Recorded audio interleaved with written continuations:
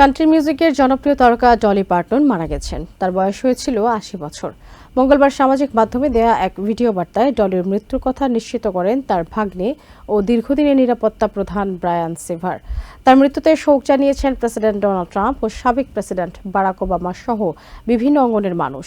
Trump জানিয়েছেন, ডলির স্মরণে দেশের সরকারি ভবনগুলোতে জাতীয় পতাকা ৭ দিন অর্ধনমিত রাখা হবে।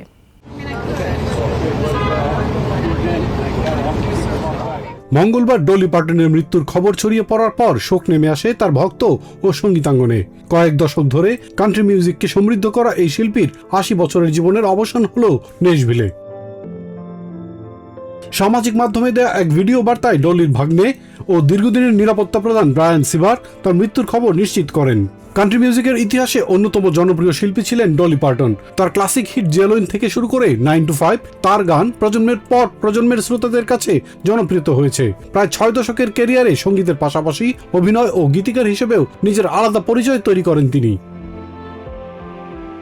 টেনেসির ছোট শহরে ১২ ভাই বোনের পরিবারে বেড়ে ওঠেন ডলি পার্টন। ছোটবেলা থেকেই সঙ্গীতের প্রতি ছিল তার গভীর আগ্রহ। হাই স্কুল শেষে গীতিকার হওয়ার স্বপ্ন নিয়ে ন্যাশভিলে যান তিনি। দ্রুতই সঙ্গীতাঙ্গনের মানুষের নজরে আসেন এবং পোর্টার ওয়াগনার শোতে নিয়মিত গান গাওয়ার সুযোগ পান। সঙ্গীতের পাশাপাশি অভিনয়েও সফল ছিলেন ডলি পার্টন। 9 to 5 সিনেমার থিম গান লেখার পাশাপাশি এতে অভিনয় করেন তিনি। পরে the best little whorehouse in Texas এবং স্টিল ম্যাগানোলিসের মতো সিনেমাতেও অভিনয় করেন। তার লেখা I will always love you গানটি পরে হুইটনি হিউস্টনের কণ্ঠে বিশ্বজুড়ে আরো ব্যাপক জনপ্রিয়তা পায়। ডলি পার্টনের পরিচয় শুধু সঙ্গীত শিল্পী হিসেবে সীমাবদ্ধ ছিল না, তিনি ছিলেন লেখক, অভিনেত্রী, ব্যবসায়ী ও সমাজকর্মী।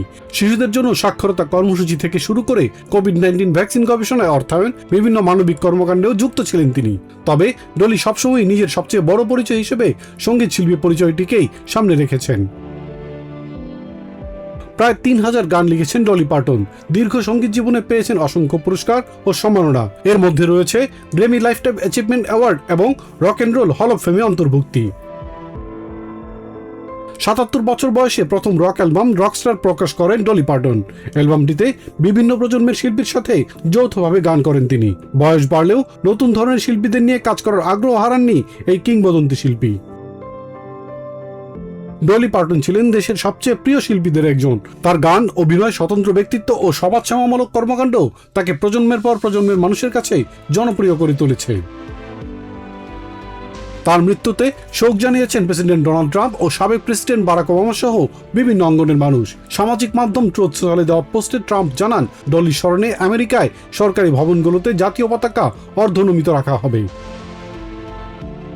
৬ দশকের বেশি সময়ের ক্যারিয়ারে ডলি পার্টন শুধু কান্ট্রি মিউজিককেই সমৃদ্ধ করেননি, দেশের সংস্কৃতিতে রেখেছেন গভীর ও স্থায়ী প্রভাব।